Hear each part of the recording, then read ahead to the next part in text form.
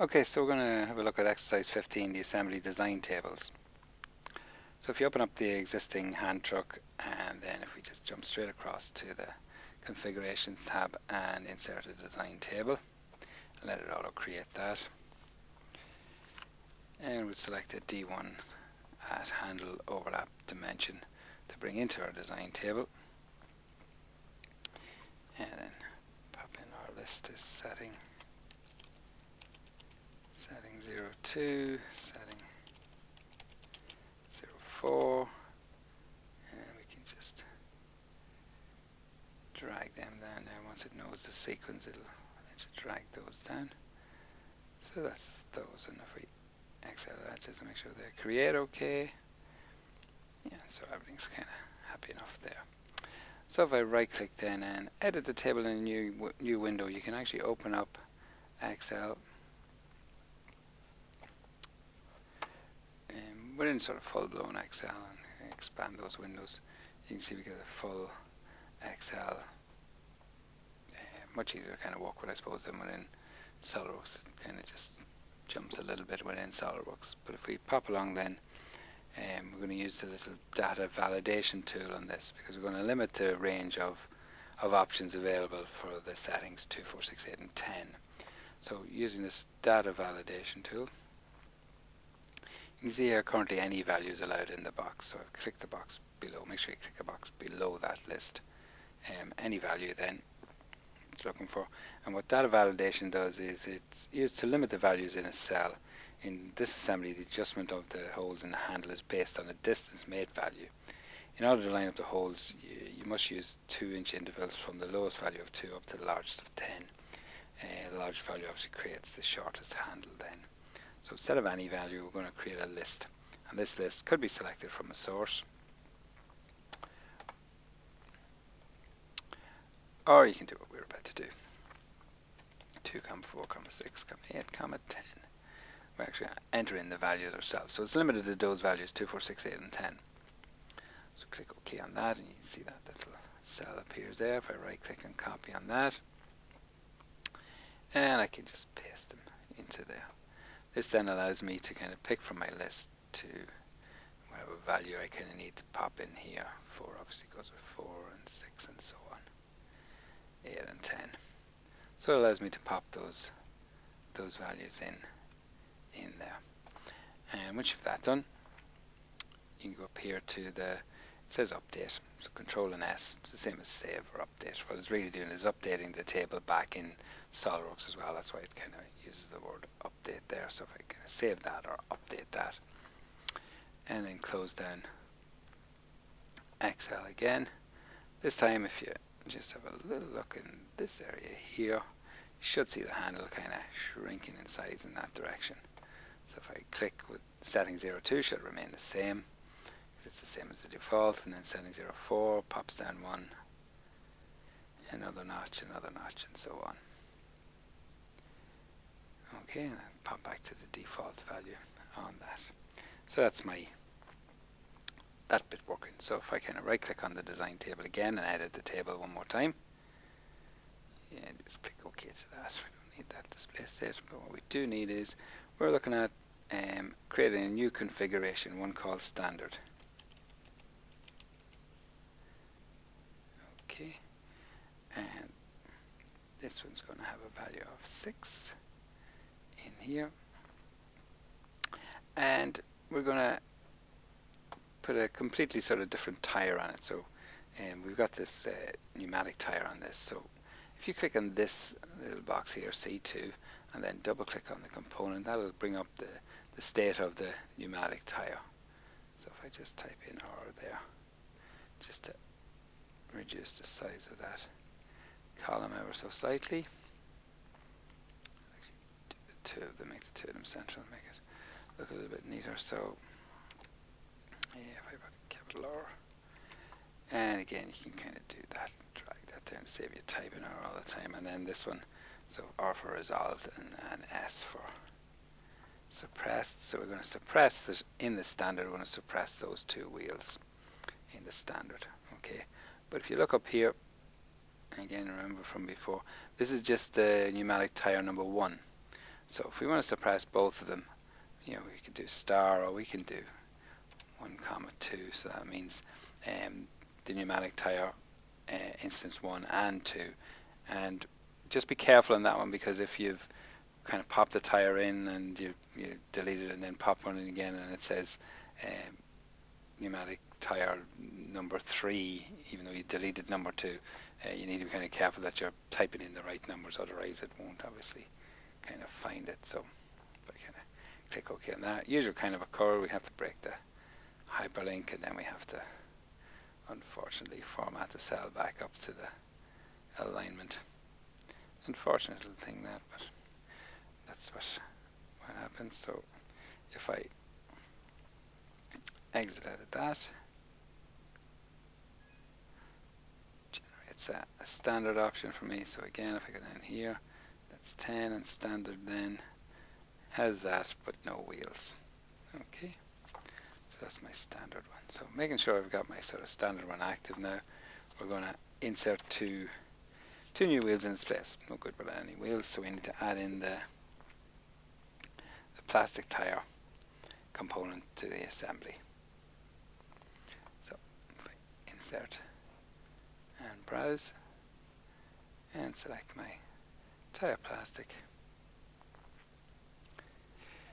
pick open, put that in there, and make a little copy of that while I'm there, holding the control key down, and then mate the thing in place. So that and that, make it concentric, and let's be doing an advanced mate with a little width mate on that.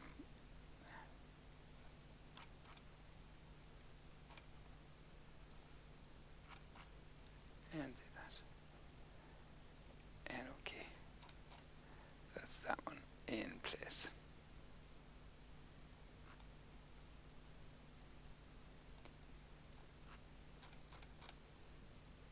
Okay, and do another mate on this far side. So that. And clear the selections because I don't think I picked the correct one.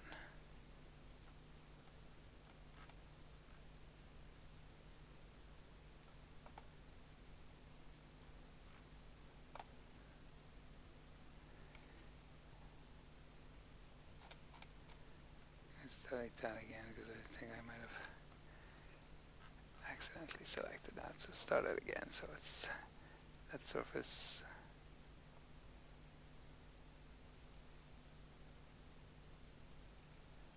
And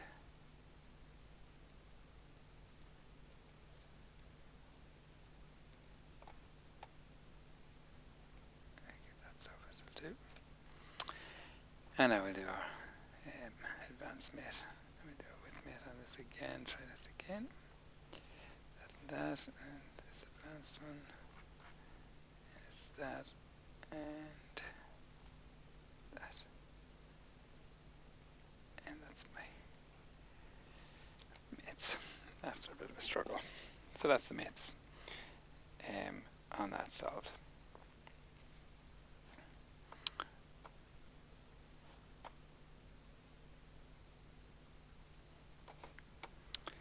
Okay, so carry on. There's a few items we have to remove from this configuration as well. So we have to remove the mounting plate 1, so we can suppress that one. And what else? Caster assembly 1 and 2.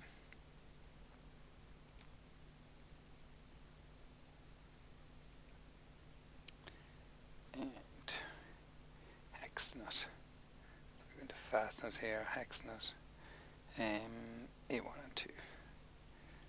So those two. And suppress both of those.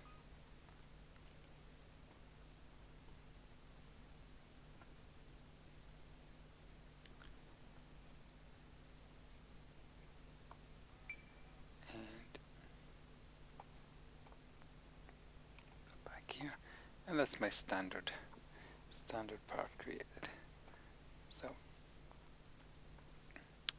if I pop to just delete that default hand truck. We don't want that one anymore, so we've got 2, 4, 6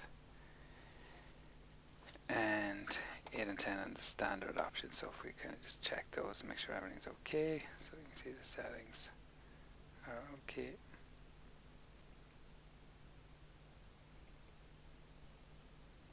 And that's the way.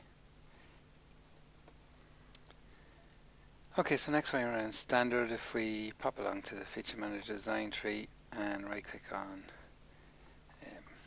export 1 and do configure component, while we're still in the standard one, we can select a simple option for that. You see it kind of removes that leg, so you can see we've got that sort of little leg removed from that one. So you need to do that in both of them. You could kind of hit control and do the two of them at the same time as you can configure component, because you get both of them. So you could say if you're kind of doing twice, so you can kind of do both of them at once. So once you've got both of them set to simple, click OK and pop back here, and that's now becomes your standard component, and it's only in that one. You see the rest are all kind of fine with that.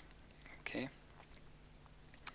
So next then, if we set our setting 061 current, we're going to make a new configuration called flatbed from this one.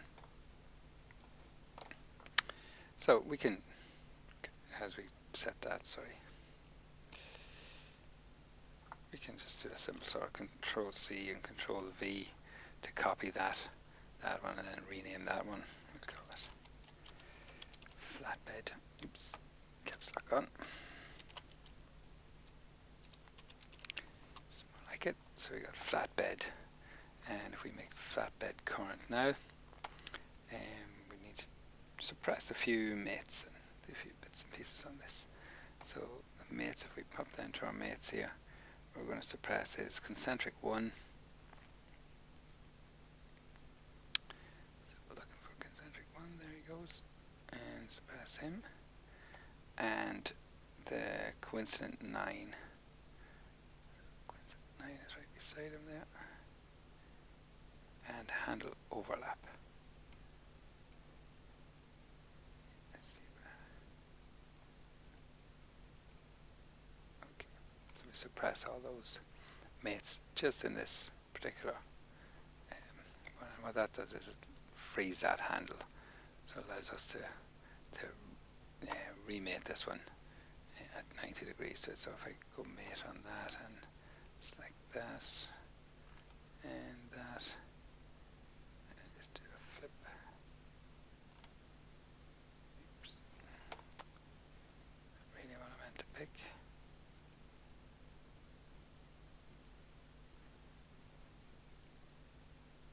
That's more like it. So accept that, and then if I just remate this whole accept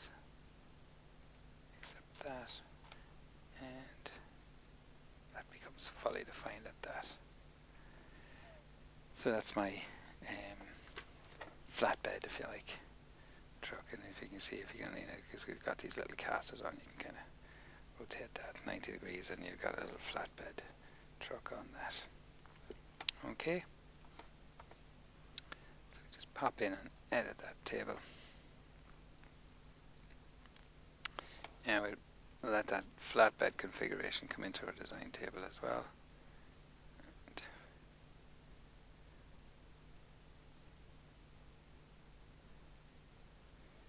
And also when we put in there, we're going to add in the state of the tire plastic 1 and tire plastic 2. Pop in there, so click OK on that. Spin that across a little.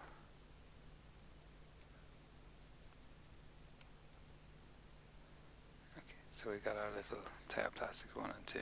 And again, we can kind of combine these by, if I delete this one, instead of having the 2 in there, we can kind of do what we did previously, just enter in the comma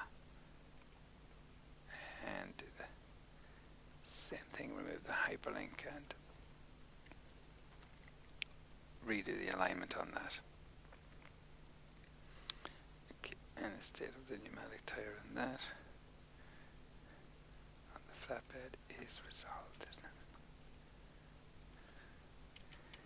Just a capital or doesn't matter, just for neatness. So you got the state of the pneumatic tire resolved in that one and so on. Okay, so I click out of that.